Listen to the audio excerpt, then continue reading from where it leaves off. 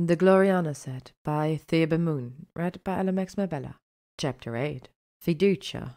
Today, Slughorn announced, we will be brewing the Fiducia potion. Hermione's pulse leaped. Finally, something interesting. Can anyone tell me the primary effect of Fiducia? The professor asked. Trust, Malfoy drawled.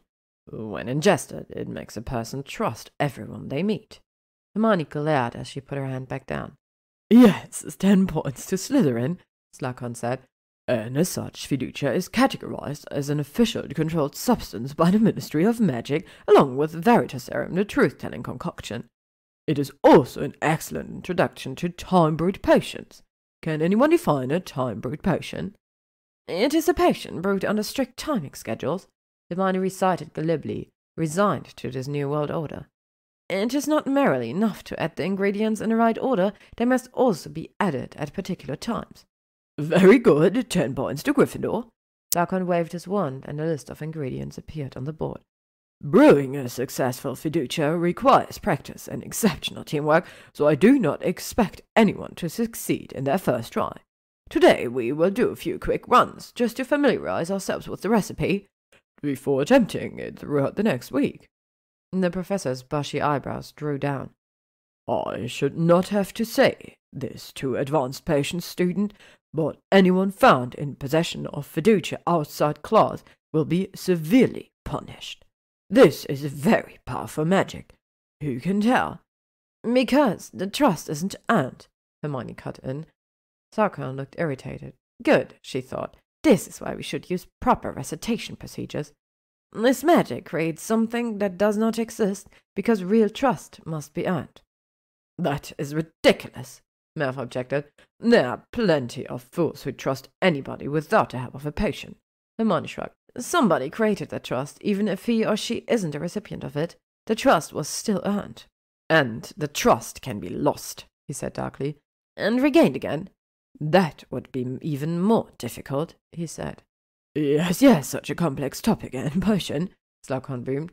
And you can see why its preparation and possession is strictly controlled. Time to begin.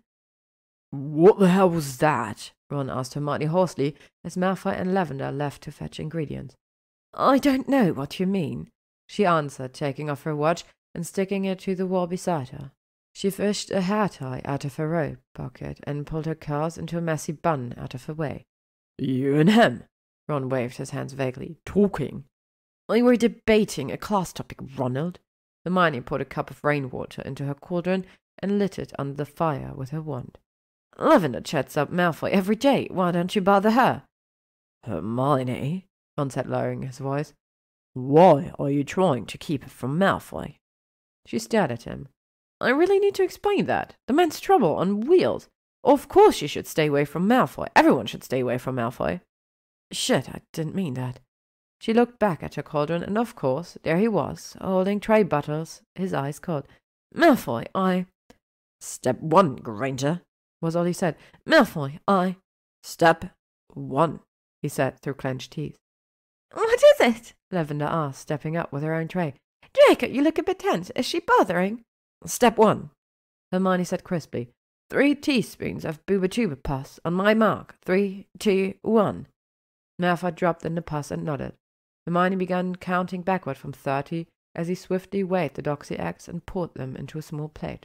4, 3, 2, 1, mark, she said. Malfoy tipped the plate into the cauldron. Stir 3 times in 5, 4. The potion was maddeningly intricate, but its very complexity soothed Hermione's and Malfoy's nerves.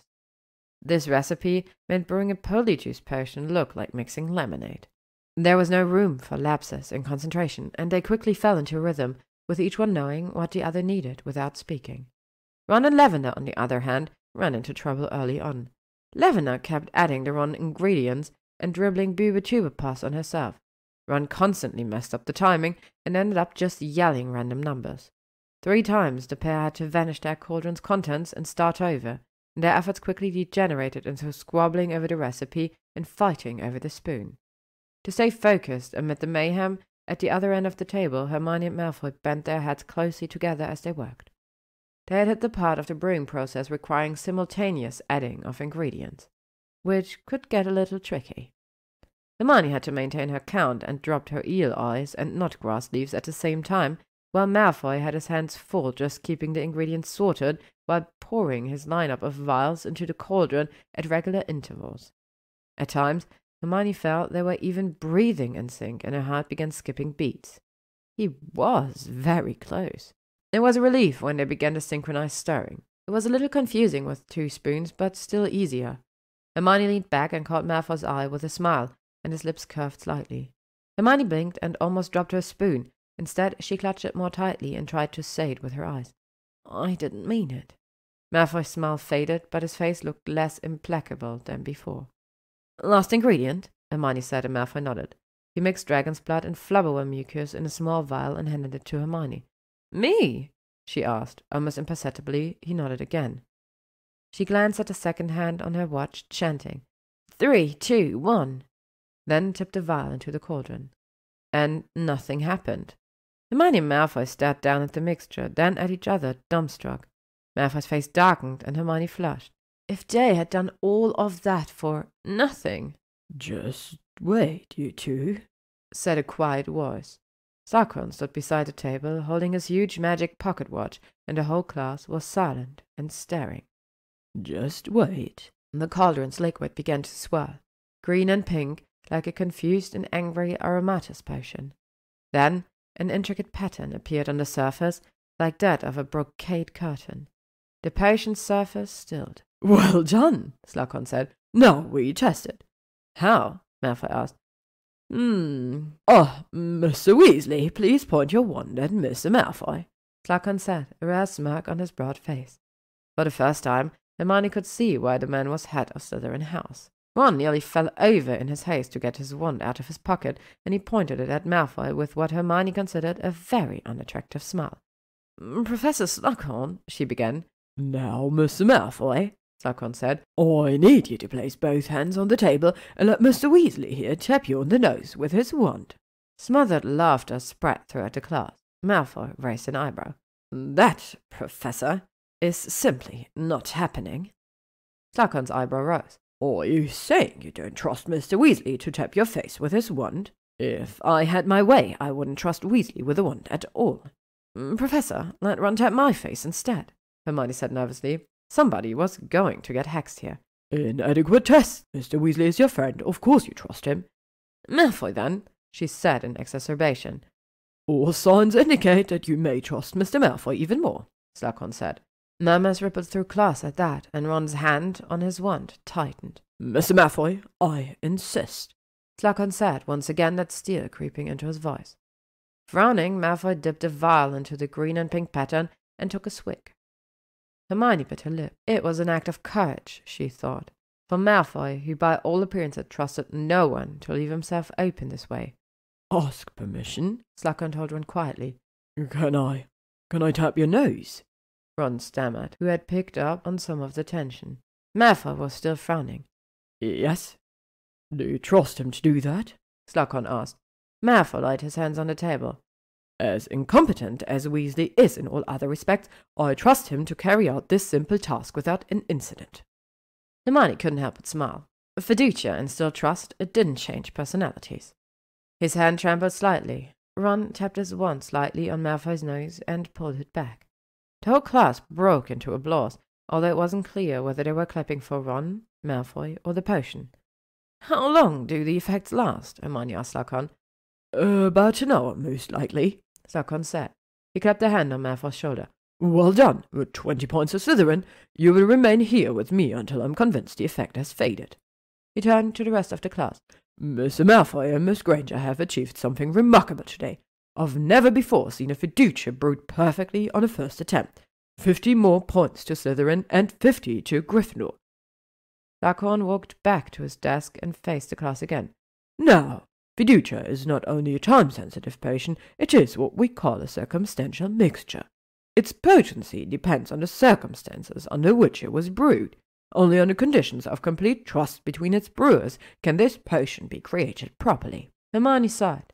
The whole class was staring at her and Malfoy now, and Ron scowled. "So I trust Malfoy as a potions partner? Big deal." "Class dismissed," Slughorn said, setting off a scramble to clear tables and vanished failed potions. Draco, Lavender said, moving closer. Would you like me to? Head off to your next class, Miss Brown, Slughorn called from his deck. Mr. Malfoy is not himself. Malfoy looked at him gratefully. She has class too? Lavender said, with a venomous look at Hermione. Yes, Hermione said, clearing the table with a wave of her wand. She picked up her books and eyed Malfoy for a moment. He looked straight ahead, hands folded, mouth a thin line. Are you leaving or not? Lavender snapped. Hermione didn't answer, just swept out of the room and down the corridor towards Arithmancy. When Ginny joined Ron and Hermione for dinner that evening, she was quivering with excitement. Well, she did it, Ginny said. She fucking did it. Astoria Greengrass has handed the Quidditch Cup to Gryffindor this year. Hermione blinked. Do you mean? Yes, Ginny cried. Guess who the next Slytherin Seeker is? If you guessed a certain former Death Eater with a deity complex, you'd be wrong. If you guessed a mouthy sixth year who couldn't find a snitch with a compass, you'd be right. Yes. She and Ron gave each other high fives. Serve that git right, Ron said. Probably wasn't that good anyway. Oh, he was brilliant, Ginny said. Not too tainted for Lady Astoria. Ginny loathed the younger Greengrass. Hermione stood. I have to go to the library. You can't, Ron cried.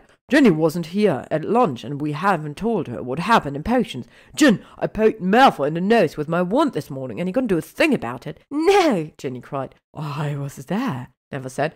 I saw it. Malfoy and Hermione cooked up this insane potion, and I poked him in the nose, Ron shouted. And he let you? Ginny asked. Well, there was this potion, as I said, Neville put in. It's brewed to inspire. Hey, it is more story, Ron cried. Well, you haven't said anything except I poked Malfoy in the nose, Ginny complained. Hermione took advantage of the bickering to leave the Great Hall and run down to the potions dungeons. Professor Slughorn? She asked, sticking her head in. Miss Granger? Slughorn opened his arms wide, then clasped his hands together. I'm afraid the other half of the medical duo is no longer here. He refused to throw me his wand only an hour ago, saying I was too clumsy to catch it. He beamed at her. I must say, I was relieved. I thought we'd be here into the night. Such a strong potion. Hermione got straight to the point. Professor, I saw you at the Slytherin Quidditch trials last night. Have you seen the final roster? Slughorn raised his eyebrows and nodded. Hermione almost squirmed under his gaze.